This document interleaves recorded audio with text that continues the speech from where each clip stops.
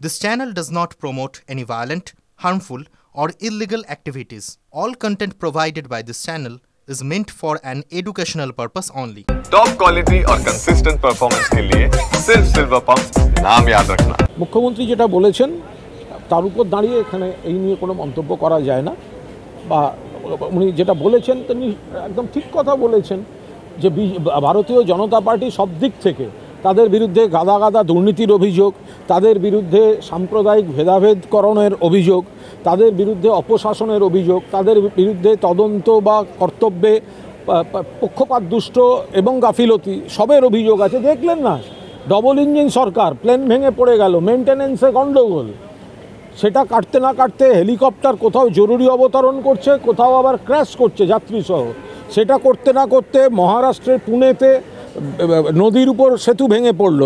একই দিনে সন্ধ্যাবেলা মধ্যপ্রদেশে নির্মীয়মান সেতু ভেঙে 6 জন শ্রমিক জখম হলো। এই তো ডবল ইঞ্জিন সরকারের নমুনা। মুখ্যমন্ত্রী বলেছেন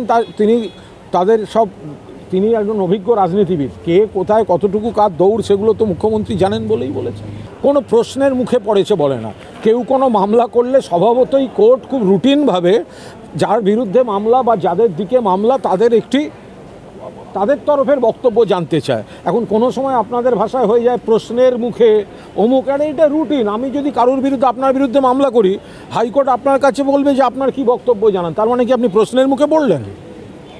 আর পহেলগাঁও হত্যাকাণ্ডের 55 দিনের মাথায় পহেলগাঁও হত্যাকাণ্ডের 55 দিন হয়ে গেছে, এখনও তার কোনো ঠিক ঠিকানা নেই।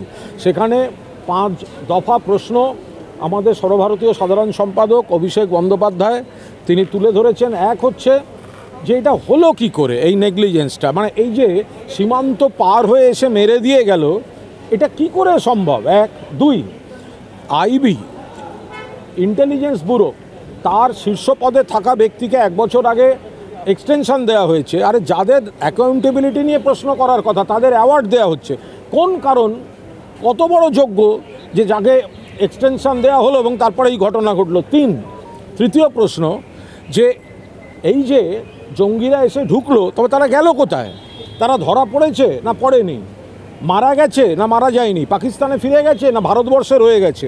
এর কোনো উত্তর পাওয়া যায়নি।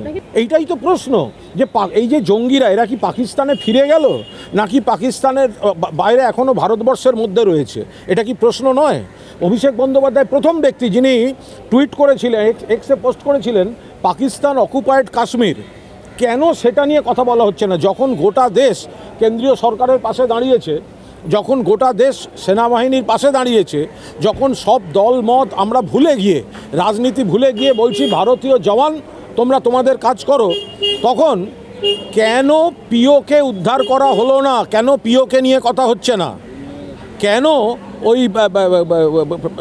আমাদের আমেরিকার প্রেসিডেন্ট ট্রাম্প তার পোস্টে জানতে হয় যে সব থেমে গেল?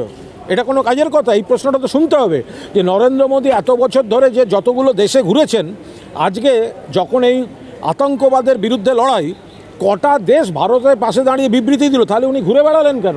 তো এই প্রশ্নটা অভিষেক বন্দ্যোপাধ্যায় তুলেছেন, ঠিক কাজ করেছেন। তার সঙ্গে প্রতিনিধি দলে যাওয়ার তো কোনো সম্পর্ক নেই। প্রতিনিধি দলে গেছেন, সন্ত্রাসের বিরুদ্ধে কথা বলেছেন, পাকিস্তানকে দোষারোপ করেছেন, আর ভারতবর্ষের প্রধানমন্ত্রীকে প্রশ্ন করেছেন তোমার ভেতরের ইন্টেলিজেন্স কী করছিল? পাকিস্তান অকুপায়েড কাশ্মীরের বিরুদ্ধে তুমি কি ব্যবস্থা নিয়েছো? তুমি যে বিশ্ব ঘুরে বেড়ালে, তোমার এই গ্লোবাল ডিপ্লোম্যাসিটা কোথায় গেল? তো এগুলো প্রশ্ন করবেন না? খুব জাস্টিফাইড প্রশ্ন।